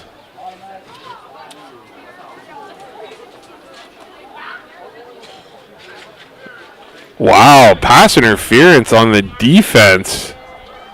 That's pass interference against Clarington. So the Sabercats will have an automatic 1st down there. And an automatic 1st down for... Interesting, yeah. I didn't see that one, so it'll be 1st down and 10 Sabercats. It definitely got bailed out there. Yeah. Murdoch's interception. But yeah, we're seeing a renaissance of football, that's for sure, especially with flag football. I know in my hometown of Thunder Bay, they've sent teams to Minnesota and Iowa to play flag football in both girls and boys divisions, which is just fantastic. And tackle ball is, I think the Thunder Bay Minor Association has about 400 active players, so wow. You can see that there's it was around 275 when I was involved, and I know it's grown to at least 400. Yeah. Wow. So it's definitely growing up here in Northern Ontario, and we got a lot of talent here. Absolutely. For sure. And that's going to be offside on, from this angle, it looked like quite a few players out there, but great play there by Drew Albury.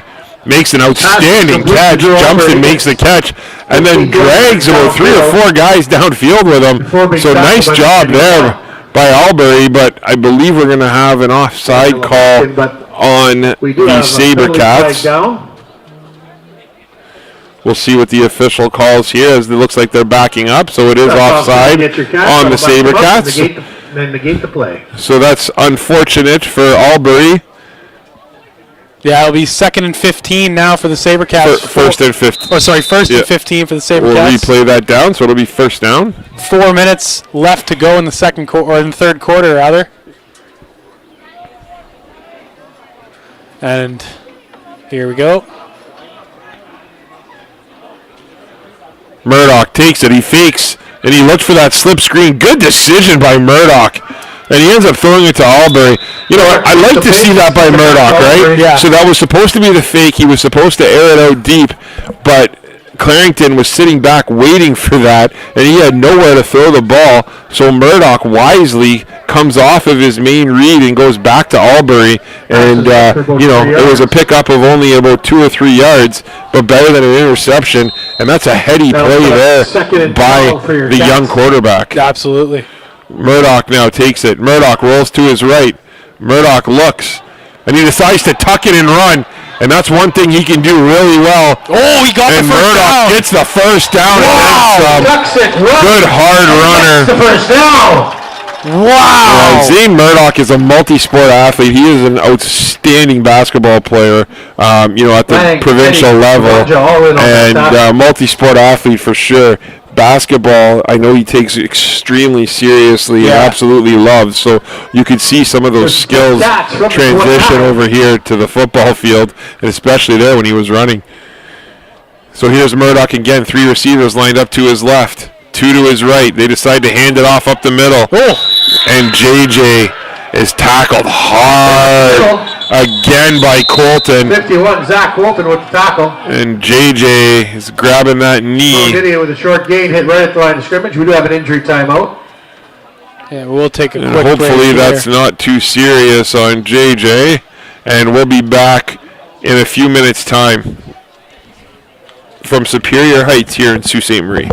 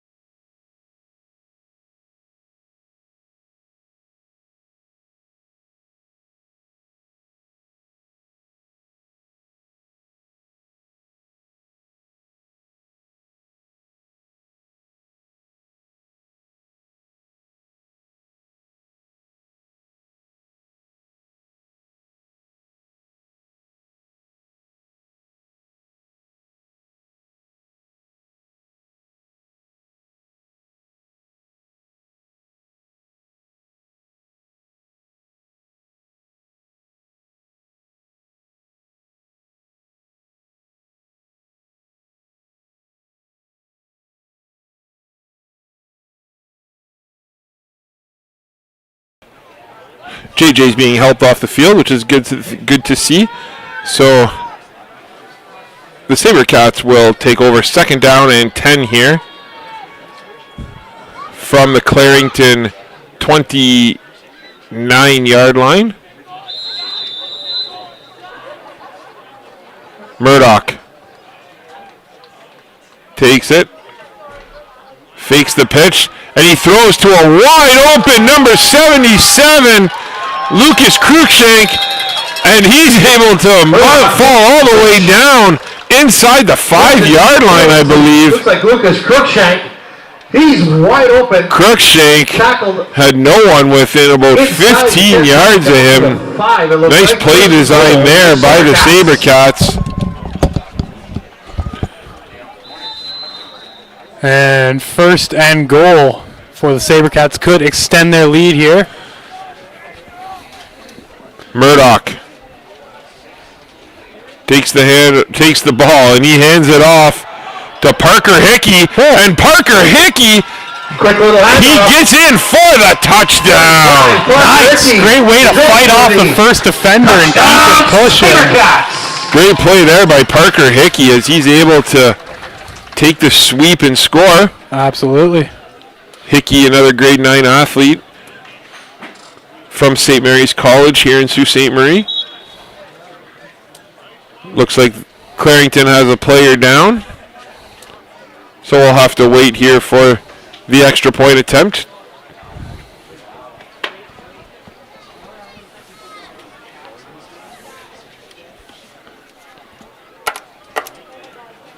.5 seconds to go. They obviously stopped the clock due to when there's an injury. It looks like it was, I believe that's Adam Sullivan, who needs a little bit of help off the field. But again, nice to see him walking off, and nice to know that it doesn't look too serious. So, and Coach Emilio getting ready for a kick. I think he's only missed 1 extra point so far this season. There's the snap. The hold's good. And it's blocked. What a play by, surprise, Zach Colton. That's a great play by Colton, and I think I just jinxed Coach Emilio. Yeah, that's what you call the announcers jinx all day long. That is brutal. It's a real thing, folks. It's a real thing. Just horrible. But anyway, 15.1 seconds left in the 3rd quarter. AJ Cochemilio can send all complaints to John Ostrowski. Absolutely. Absolutely.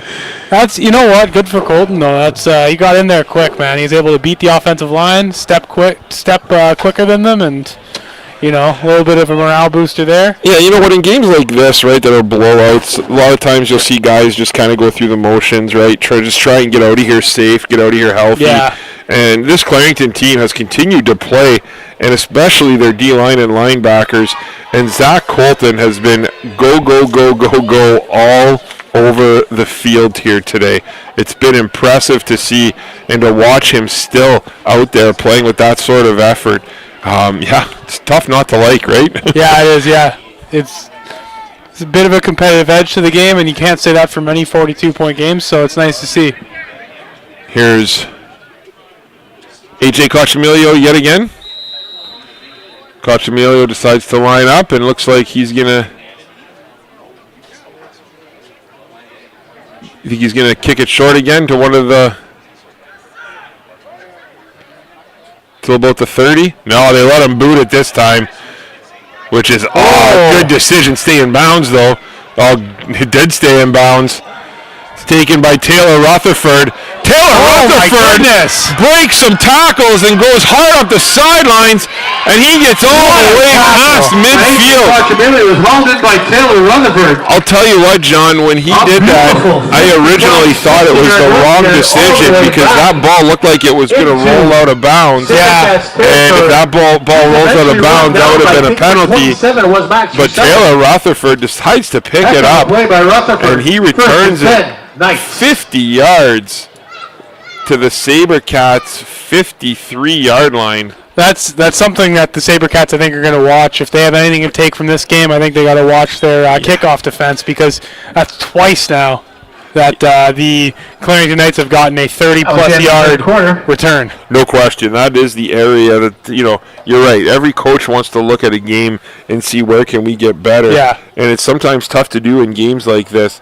But Coach Baz will have an easy, an easy one on this one, right? Yeah. That's definitely something he wants to kind of look at, and you definitely want to work on that, because when you have someone who can kick the ball like Cochemilio, you have to make sure you can cover. Yeah, and absolutely. That's something that they need to work on for sure.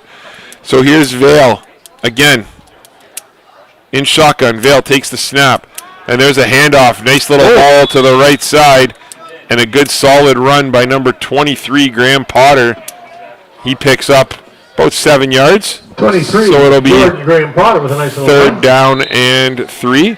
Picks up about 6 yards before being brought down. Sorry, second down and 3.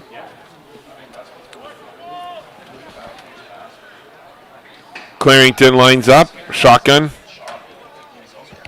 Birch motions to his left, hands it off again up the middle to Graham Potter. Another good hard run by Graham Potter.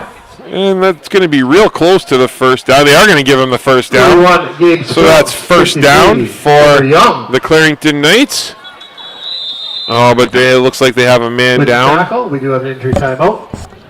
It looks like, I'm not sure if that's the running back.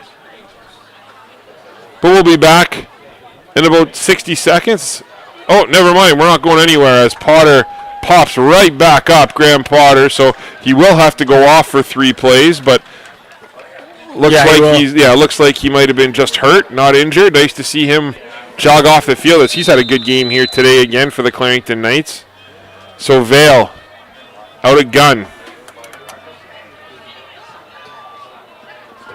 Cole Vale back at quarterback.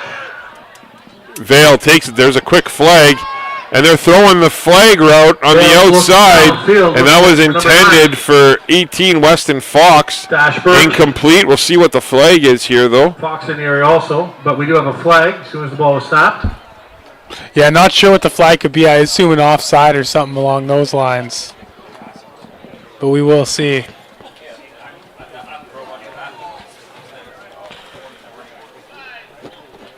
So it's offside on Clarington, so it'll be a 5-yard penalty. Back him up 5 yards. And we'll replay first down. It'll be first down and 15.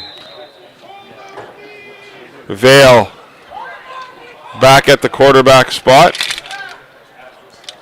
He's got Pollard Roberts lined up to his right. Vale looks to his left, and he throws deep over the middle. Weston Fox tried to make a play, but what a defensive effort that was by number 48 or 88 on that play. Triple coverage. That was either Chase. We now have 2 flags. That was either Chase Venn. It might have been 18, actually. That might have been number 18, Weston. Oh, no, you mean on the Sabercats. Sorry. Yeah. Yeah, I think that might have been Chase Venn there. That just looked like 2 guys going up for the ball, and what Venn did there, if the call was on him, it looked like he just ripped the ball out, right? So Sabercats. That's a strange one for sure. Either way, nice play defensively, and we're gonna have a flag, and the Clarington Knights will take over first down and 10 from inside the Sabercats 30. There's Vale. Vale looks again on that out pass to Birch. And it's wide open yet again. Vale passes it just outside to Birch. And a nice tackle on the outside by Chase Venn. Chase Venn making plays on back-to-back offensive plays here. That's another first down for the Knights with 8:39 to go. They could be cooking something up here, get a little bit of momentum back, and score a touchdown. Obviously in games like this, it's tough to find things to play for, but the Sabercats are clearly trying to play for a shutout, and, Clarington is obviously wanting to break that shutout and get some momentum. So we'll see what happens here as Venn with a beautiful throw to a wide open in the end zone for the touchdown, as there was nobody near Fox on that one. Great play there by the Knights. Beautiful throw. Absolutely, yeah. That was just a great play. Quarterback and receiver were in tune with one another. No idea where the Sabercats defense is. combination of two things going right for the Clarington Knights there. So it looks like the Knights are going to attempt the extra point. Nice to see Chaplin back out there as well, as he was dinged up earlier. So Chaplin is also the kicker here for this Clarington Knights team. Snap's good, holds good, and the kick is good for the Clarington Knights. So 42-7 with 7:20 to play and counting in favor of the Sabercats. You know, it's one of those things, though. It's really tough, when you're playing in these games to keep finding something to play for. Yeah. And Clarington deserves a heck of a lot of credit for being able to kind of stick with this, and actually make a play, drive down the field, make some plays. Great to see, and that's kind of what you want up here. I agree. We saw teams in the past come up here and quit at halftime, right? When they're really? getting killed. Oh, yeah. We've seen teams come up here and play a half, and then they're getting killed at the half, and then they just say we're not playing the second half, and that's crazy, it. Man. I've seen that more times than I've seen it definitely more than once. So wow. So to see Clarington kind of being all dinged up with some players and things, and still come out here, and then to see them have success, that's the big thing, right? They were, not only did they stay and play, but they're finding some success on both sides of the ball. So props to Clarington for that, and it's definitely, not taken lightly what they're doing here. So. And here we go, getting ready for the kickoff as the Clarington Knights. This is the first time we'll see their kicking team all day. And there's another onside kick. The second time, because they kicked off this half. Oh, right, that's right. But that was actually not a bad onside kick. Smart play, though, by the Sabercats to just not even bother touching it. Absolutely, and just let it go out of bounds. So with 5:47 and counting, the Sault Sabercats are going to take over first down and 10 from their own 52-yard line, going right to left on your radio dial. And here we go. Offensive line getting set for the Sabercats. Looks like Murdoch is still out there at Q, so Murdoch with Michael Orr lined up to his left. Michael Orr, a grade 9 athlete. Murdoch takes it, hands it off up the middle, and Melchiori blows a tire and goes down. Tripped up, and unfortunate for Melchiori. Yeah, he's not happy with himself on that one, it seems. Trying to get to the outside. And it'll be second and 5. Second and 5.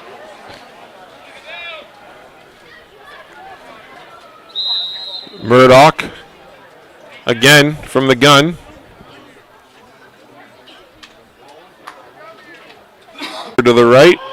3 receivers to the left of Murdoch, 2 to the right.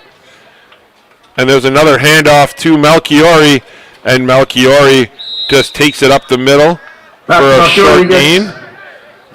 Taken down by number 28. 28. Ballister yet again. And third and 1 for the Sabercats. And just reminding everybody, we have our player of the game. Tony and I will make our selections very shortly. And the winner of that will receive a $10 gift card and a Team Essentials Player of the Game T-shirt. And now we have a player that went offside, I believe, on the offensive side. For the Sabercats, number 11, Aiden Wanch, multiple turnover recoveries and multiple tackles. So, as the ball is called incomplete, that's a forward pass, but the one earlier wasn't quite. No, they called that a lateral. Okay. Did, but Grayson Avery was able to make the catch, so he was I tackled. thought it was incomplete. Yeah. Okay. So incomplete pass. So going back to it is incomplete, but he was able to recover it because he was there. Okay. The official just pointed back, so that's why. So going back to our players of the game, I thought both of these gentlemen had a great game, and it's awesome to see 2 defensive guys getting it, especially in a lopsided game like this one. Yeah, I mean, they were the 2 guys that we talked the most about, right? And they were the 2 guys who really stood out here so far today. As Murdoch, he throws it deep to Hickey, and Hickey right off his fingertips. Murdoch had Hickey deep, Parker Hickey Right kind through of the slowed up fingertips. his route there a little bit. The poor guy. If he would have kept running, he would have been gone. Yeah. Hickey is an outstanding young man in his own right. Parker Hickey, he's not the tallest guy, but he is not scared of anything, and he will do anything that you ask. So, outstanding young man and great kid. Nice to see him out here and getting some time. Here's Murdoch. Murdoch takes it. Murdoch looks. Oh, and Murdoch tries to throw a little screen out here to Melchiori, but that's very well defended by Marshall Rowe. Marshall Rowe in the area, but it falls incomplete. Stood there the whole time waiting for him. So it'll be a turnover on downs, and Clarington will come out here with 1:35 to play. On offense, get a chance for one last drive. Maybe get 3 plays in if they're lucky. Yeah, I don't think they'll get more than 2, honestly. I think see how many they want to get in is the question. Yeah. It's tough when you look over and you see, a team has double your roster. Mentally, it's hard to prepare for that, isn't it? Yeah, absolutely. And, it's a long drive up here. Yeah, it is 6 hours. And there's another nice throw over the middle, and what a catch! Again, part of this is probably the structure of what they're trying to do, right? They have a big lead, so they're probably playing a deep cover 3. But we've seen that all game where the middle of the field, the deep third there has been wide open on numerous occasions. So give Clarington some credit for being able to find some of the weaknesses in this defense and, slowly able to expose it. But again, the issue in the first half was strictly they didn't have enough time to throw the ball, right? Aiden Wanch was all over the place. And it seemed like every time Vale was trying to get rid of the ball, he would hold on to it for less than 2 seconds before it was out of his hands, right? Yeah, absolutely. So, here's Vale. Vale back again to throw, and he's got a guy wide open deep. And Fox drops that one. Fox wide open. Weston Fox dropped the walk-in touchdown, but you know what? He's had a heck of a football game today. He gets a free pass on that one. Again, though, the middle of the field. Yeah, it's unfortunate. He should have brought that one in, really. And maybe they will get 3 plays. Vale rolls to his left, and Vale just throws up a Hail Mary. Oh, he almost caught that again. Fox looks like the intended recipient, but there's And looks like one more timeout. several players from both teams, and so it'll be 3rd down and 10. Another timeout.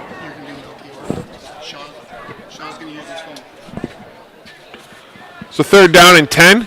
After the game, we will have an interview with Peyton Melchiori from the Sault Sabercats. So stay tuned for that after the game. And then we will be back, like we said, at 7 o'clock tonight for the Vaughan Sault Sabercats game.